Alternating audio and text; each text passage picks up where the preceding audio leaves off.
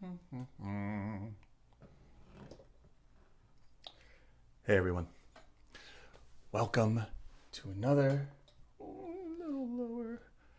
Don't worry, I'm working on all this. There's actually a lot of really exciting stuff coming up. I'm happy to finally be able to, just leave some breadcrumbs for starting to promote my own website. I've been spending a lot of time recently gathering some of my old materials that I used to use teaching a lot, especially with piano lessons. This is my main instrument. I'm not like actually like a dope nasty trumpet player, and I'm just like, oh, watch me play piano. But I have a lot of materials that are on that website, which I'm really excited to really start to share with all of you. So yeah, specifically today, I'm just going to dig into and talk about scales a little bit, how I view scales, how I use scales, and why they are so fundamentally important in both reading music, in improvising on music, and in basically like everything music. So, like we typically do with these, I'm going to start by actually reading the definition of scale because to really have the current definition in your ears will help us to actually dig into the concept even further. From the Harvard Dictionary of Music, a collection of pitches arranged in order from lowest to highest or from highest to lowest. The pitches of any music in which pitch is definable can be reduced to a scale. So, what that's kind of getting at is the idea that any music, um, at least I'm going to put the word Western there because that's what I'm most familiar with. Any Western music can be reduced to a scale unless there are a few catches here, and I actually want to dig into this for a moment. The concept and its pedagogical use have been especially prominent in the history of Western art music. The importance of the concept in non Western systems varies considerably and is often associated with concepts of melodic construction and internal pitch relationships that go well beyond any simple ordering of pitches from lowest to highest. So maybe there are some kinds of music where the melody will really it's more beneficial to think about it melodically rather than scale wise of going, oh, I'm playing a scale now. So these are, and I'm actually going to use a different piano tone today. I want to brighten it up a little bit. So these are all concepts that are useful to think about, but the core here is a collection of pitches arranged in order from lowest to highest or from highest to lowest. That's typically how we think of scales. So true to my nature here of what I'm doing and what I'm trying to get across, I'm going to kind of improvise my way through showing y'all about scales. And if you have questions, comments, concerns, anything and everything, I want you to feel free to leave something in the comments there. I realize the top of my head is cut off here, but once again, fun things happening. So generally, and this is actually part of the definition, but it's really long, so I'm going to pick and choose. When we think scales, I can break it down into this.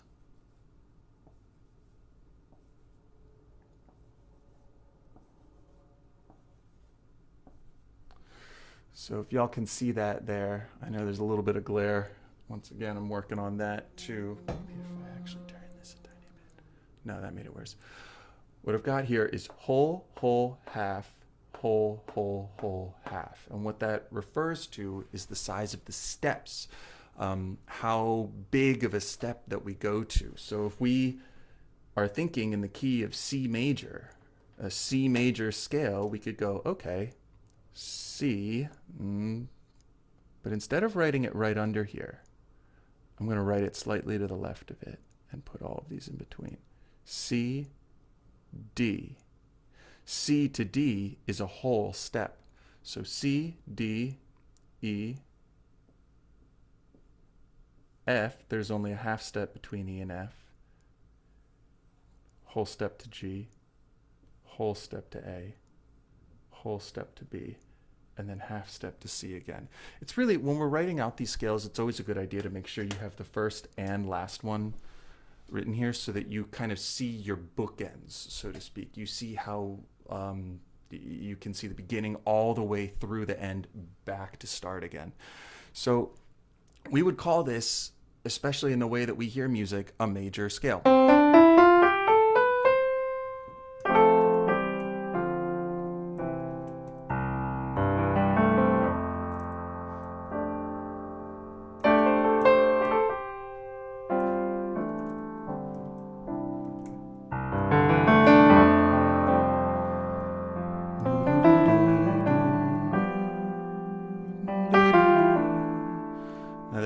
Even if I'm playing in C major, I don't have to just play white keys. I can actually step outside of that for a hot little second and do what's called a tonicization, where I do this formal, 5-1 in a different key or go into somewhere else.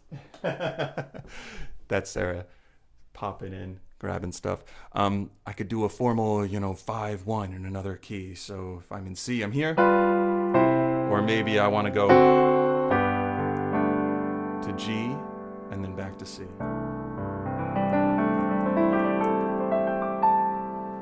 But we can think of this as our kind of modus operandi, our main, what I'd like to call our parent key. So I'm going to play in C major.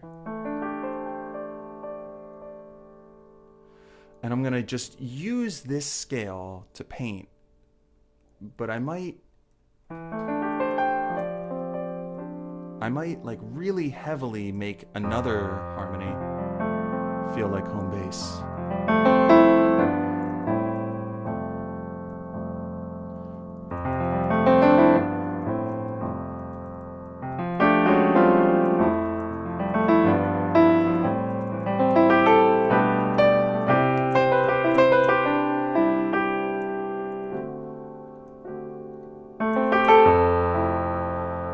So if I just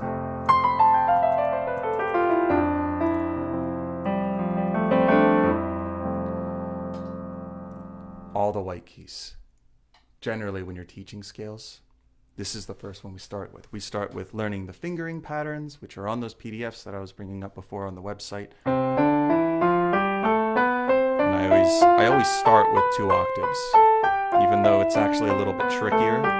But if you can play a 2-octave scale, it means that you can play 4 octaves, which is generally how, if you really want to get this scale under your fingers, play at 4 octaves.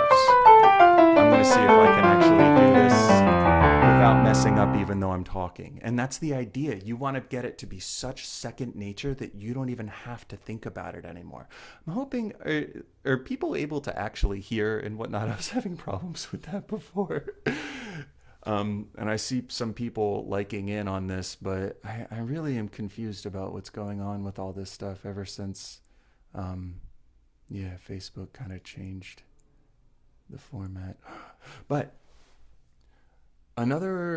so for example, if we were to take this same pattern and instead of starting on G, we're starting on C, we're going to start on G. So we're going to have G be our do. Whole step to A, whole step to B, half step to C, whole step to D, whole step to E. But then we have a whole step. If before a half step above E was F natural, now we have to have F sharp and finishing it out on G again. So what this is that this is also a major scale. Cool, thanks Gabe. This is also a major scale, but now we actually have what's called an accidental. We have to, instead of just playing the white keys, which would sound like this if I started it on G, I played all white keys. I played as though I was in the key of C, but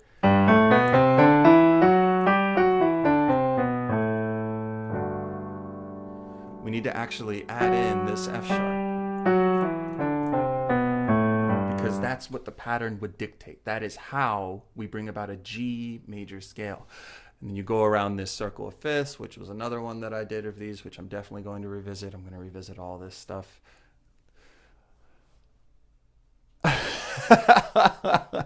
Thanks, Lori.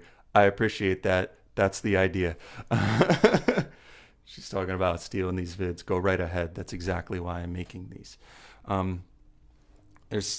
Yeah. So I'm going to play in C.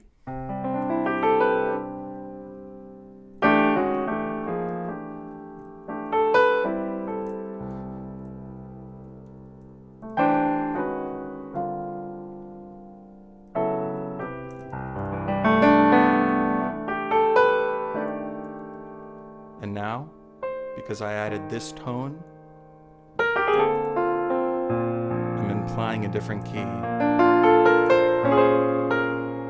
applying a different key again. Now I'm in A flat.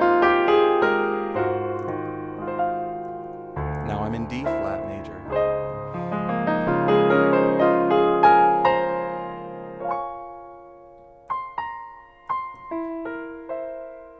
Now I'm in F.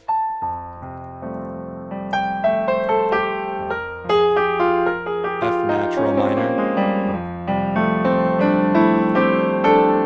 And now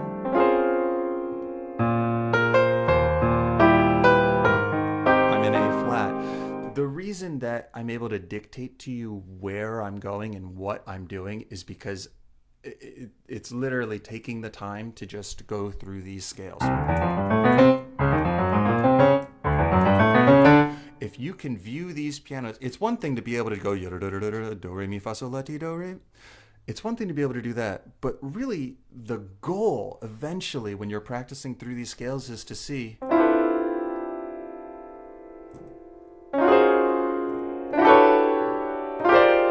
it's actually kind of a pretty sound on its own.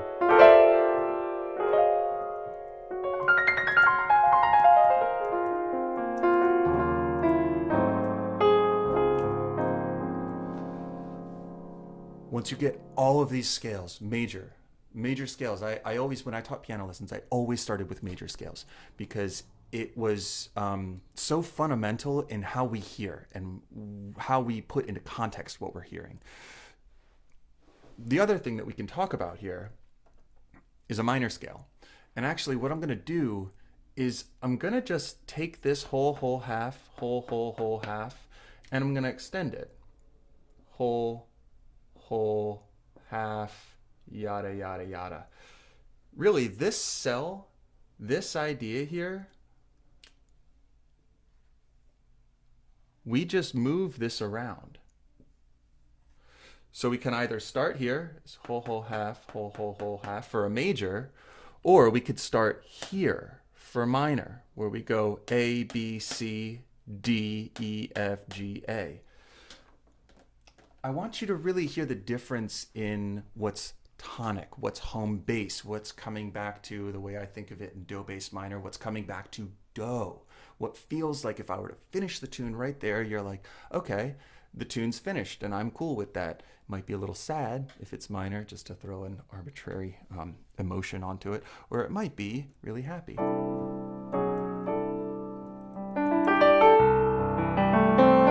Right now I'm playing in what I would consider C major.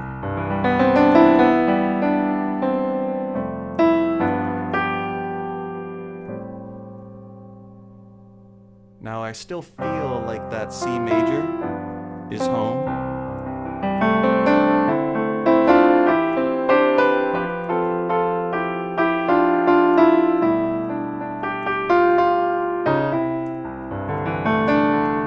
Now I'm going to make A minor feel like home.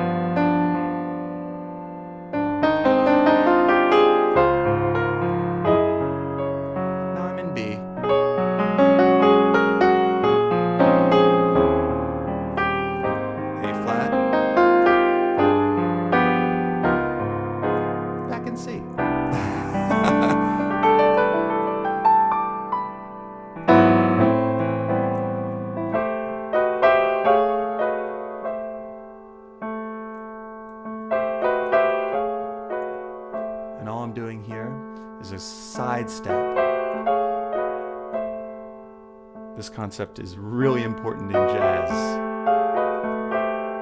and I'm sure classical as well. But when I got familiar with this concept of what I'm doing in my right hand, it was from a jazz mindset.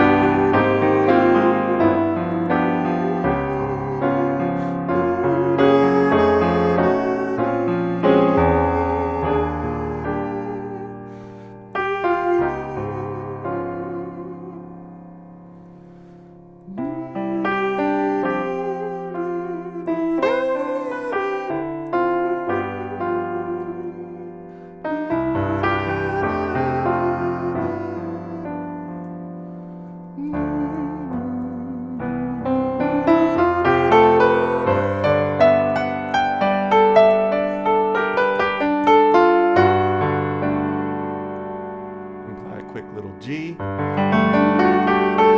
change scale, F natural,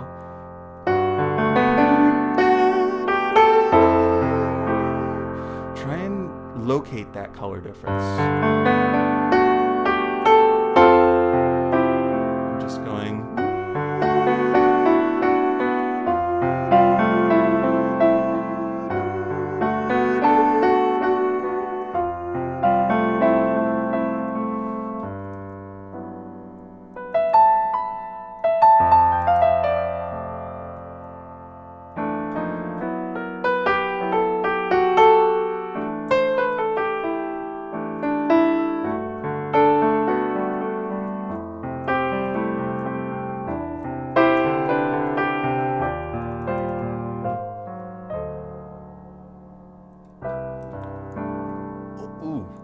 Surprised myself with that one. I'm going to hold that in my back pocket.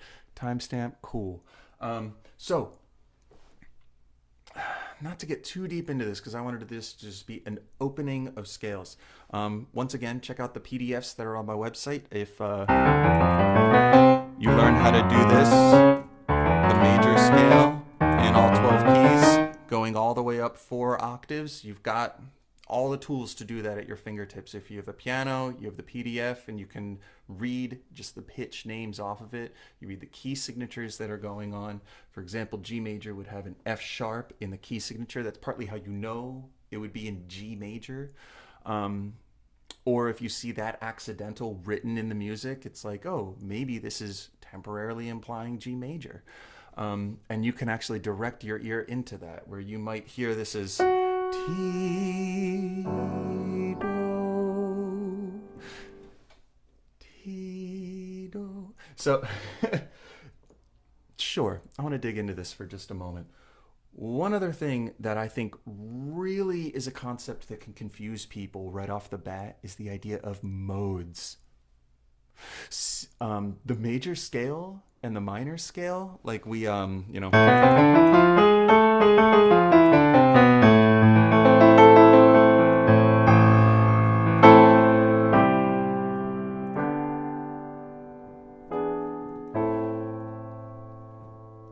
major and minor are simply just 2 modes. In the modal system, instead of calling them major and minor, we'd call them Ionian and Aeolian. Those would be here. I want it to be in, your color is blue. Ionian would be here. So you see how my carpy eye here. So you see how the Ionian, I'm starting to the left of this whole step because it would be whole, whole, half, whole, whole, whole, half. That's what the definition of an Ionian or major scale is. And then Aeolian, I'm going to start here between these two because the Aeolian scale would be whole, half, whole, whole, half, whole, whole. That would be what's called the natural minor, the Aeolian. But there are actually 7 modes total. I can put one in between each one of these, and then we get into the Dorian, we get into the Phrygian, we get into the Lydian, we get into the Mixolydian, and we get into the Locrian. There's a lot of information here, and there is years, endless pursuits of practice hidden within this idea. But to give you a slight idea, and to maybe off the top of my head, I'm going to try and see what tunes I can...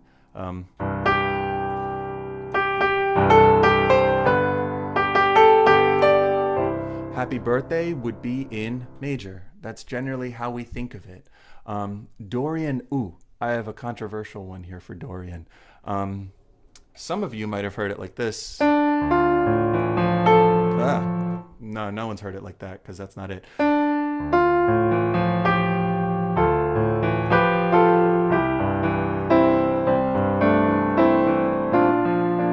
So some of you might have heard that open melody like that. Oh my gosh, if I could play it right.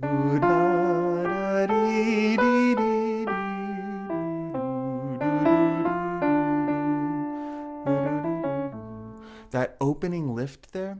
Or some of you might have heard it like this.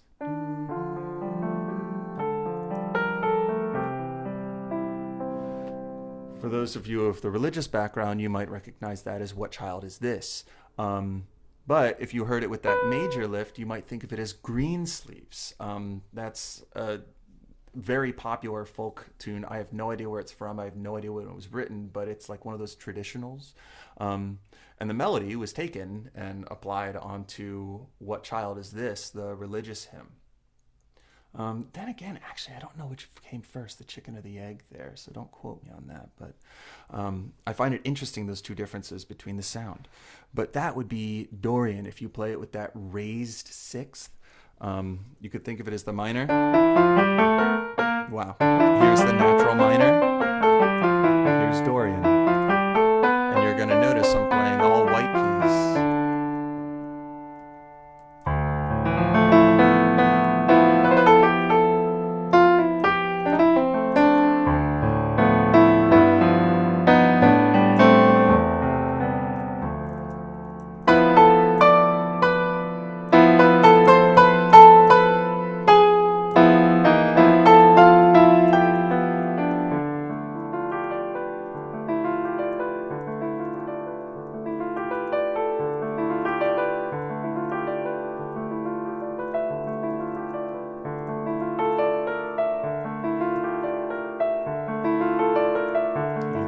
In the color.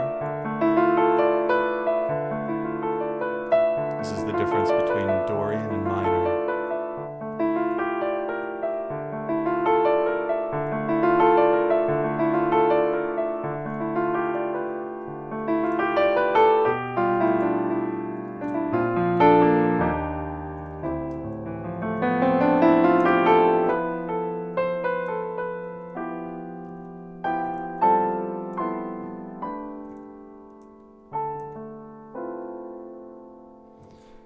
Third would be Phrygian.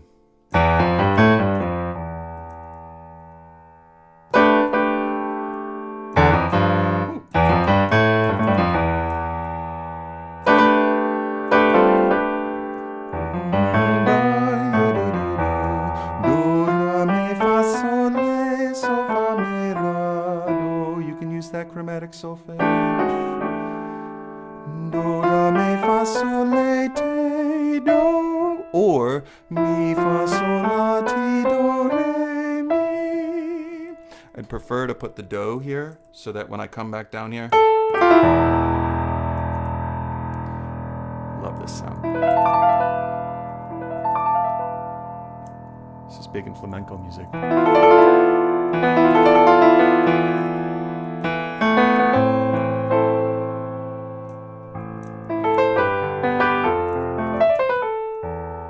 Typically we would raise this so that we're actually altering that idea of the Phrygian scale.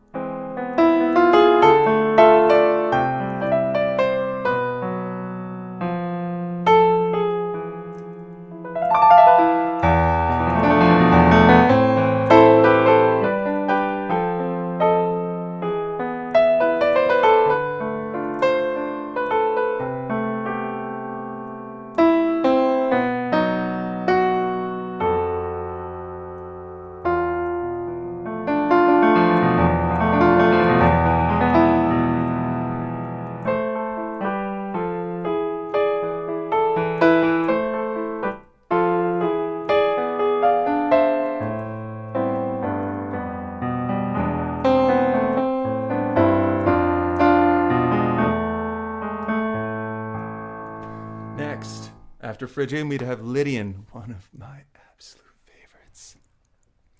So, Swan earlier brought up Saria's song from Legend of Zelda.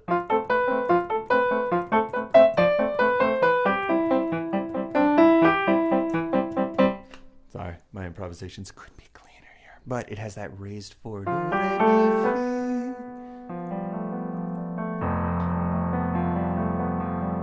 It sounds really wondrous. It's got this really.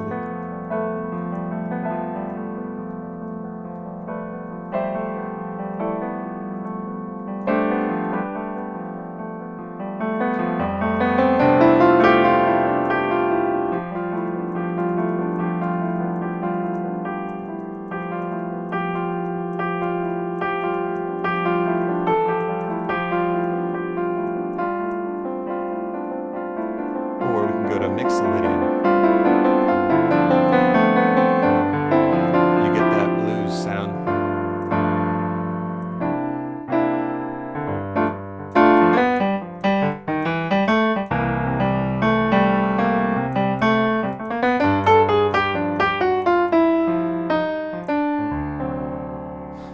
Horrible blues licks.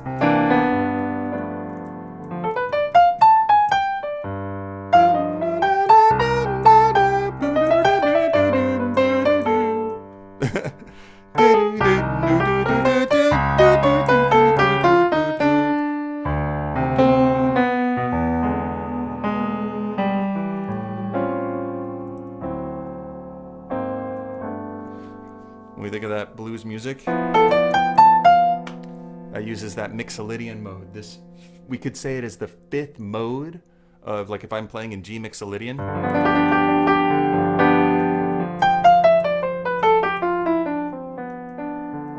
We could say it's the fifth mode of C major, or we could just call it G Mixolydian. That gets the same idea across. A minor, once again, still all white keys. Natural minor specifically.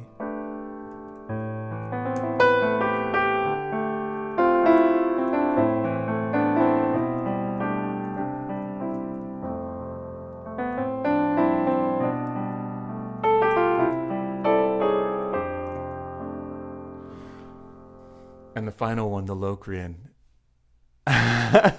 Oh man, cheese absolutely has its place, and I ain't knocking the blues. I'm more knocking, throwing a little shade at my own playing on it, but yeah, respect.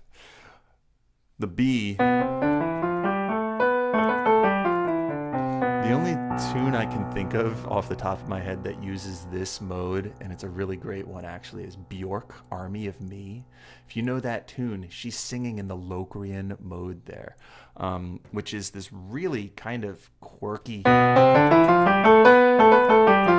Once again, I'm playing all white keys because I'm playing B Locrian. I've got C major, D Dorian, E Phrygian, F major, G Mixolydian, A Aeolian, B Locrian, C major again.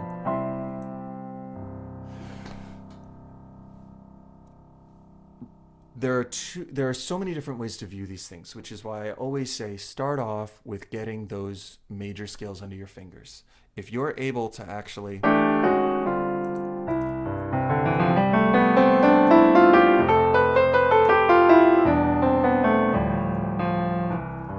if you can view this as the scales, C major, G major, F major, D major, it means that you're able to possibly, instead of always thinking as that root is the name, like for example, always thinking C major is okay, C major, C, D, E, F, G, A, B, C. You can actually just take this idea and just shift it up a key.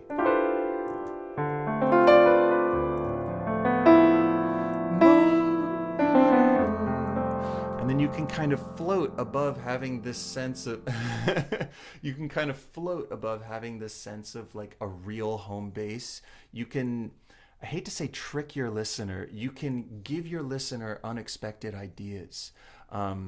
things that don't resolve the way that they expect it to, things that step outside of what they think is going to happen. And when that occurs, they either like it, it's enjoyable, maybe it's comical, maybe it's like epic, maybe it's gorgeous. So for example, if I'm just playing in, I'm going to play in G.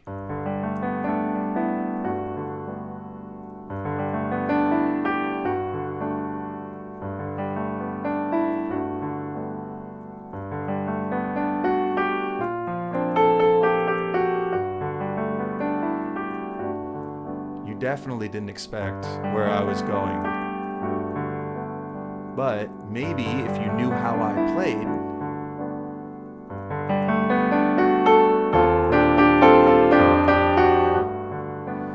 whenever I take those side steps out, I'm like, okay, I'm in G in this spot, and then I'm gonna play in E flat Lydian, the fourth mode. Or I can just shift to B flat minor.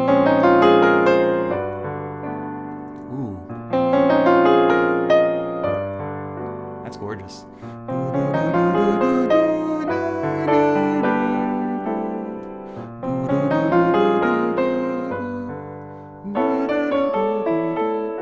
Like that ringtone.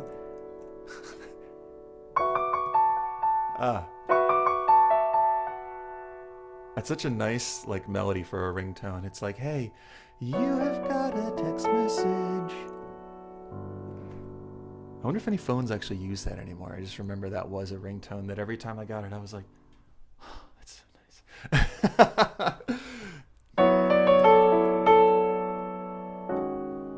Ooh. Now, once again, this is just kind of scratching the surface at what these scales do. What's interesting, it's something I've been digging into a lot recently, is the idea that you can actually take these full scales and take just snippets of them and you create other scales, like a pentatonic scale, specifically a major pentatonic, could be these first three, skip over that, and then these two. So if this is the C major scale, this is the C major pentatonic.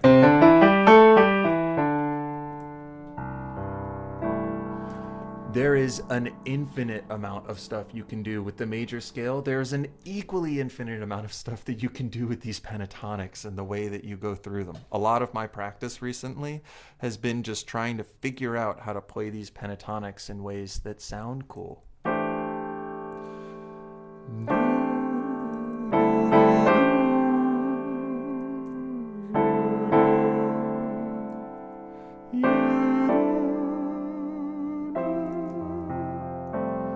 So you can set up these expectations.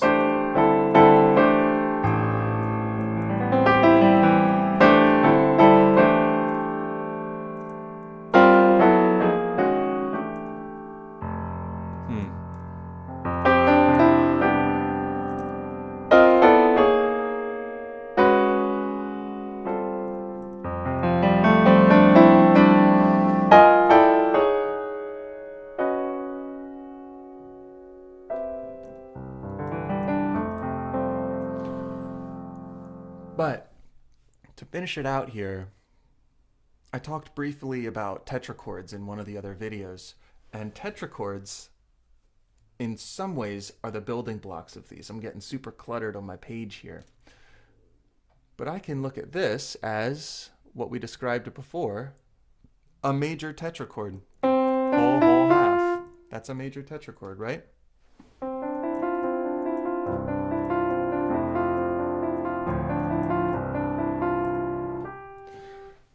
We have this whole step separating it from another tetrachord, whole, half.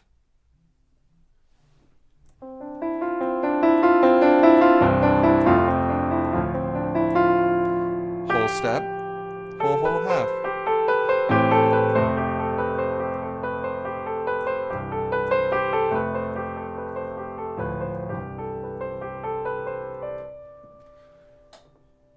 A major scale is two major tetrachords separated by a whole step.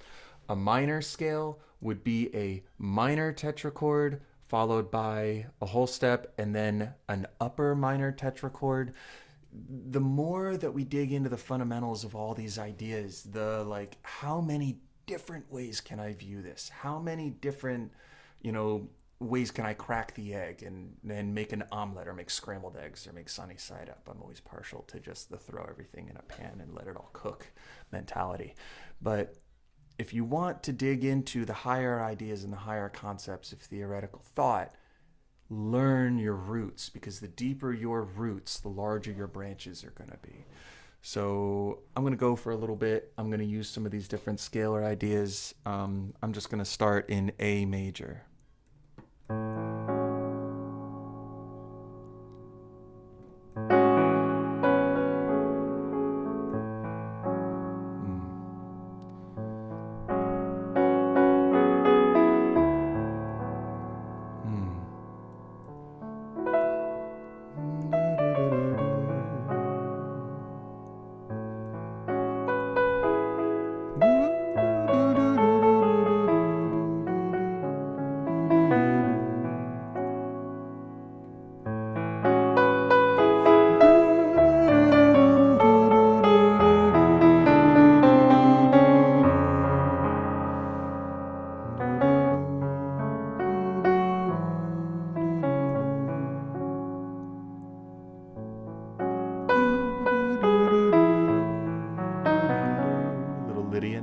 With that sharp form.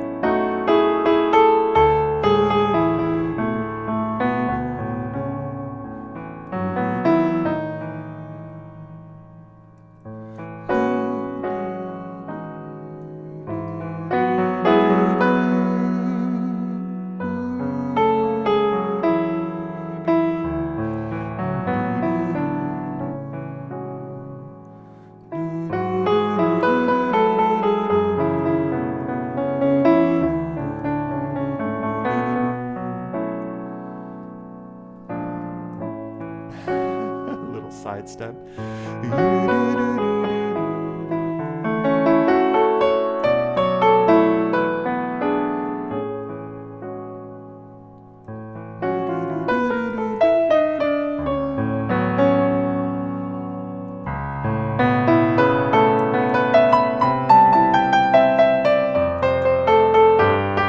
Now I'm in C.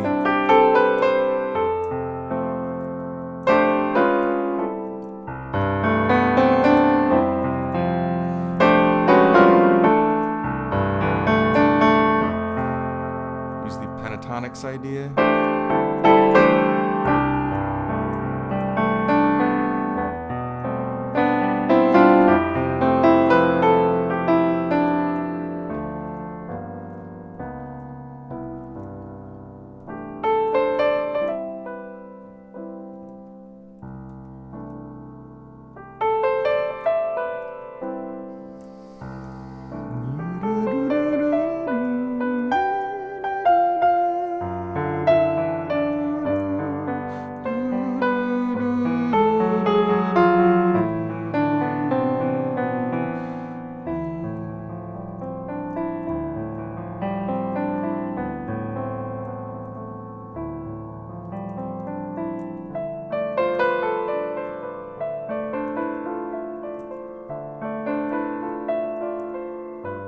Still in C, just kidding.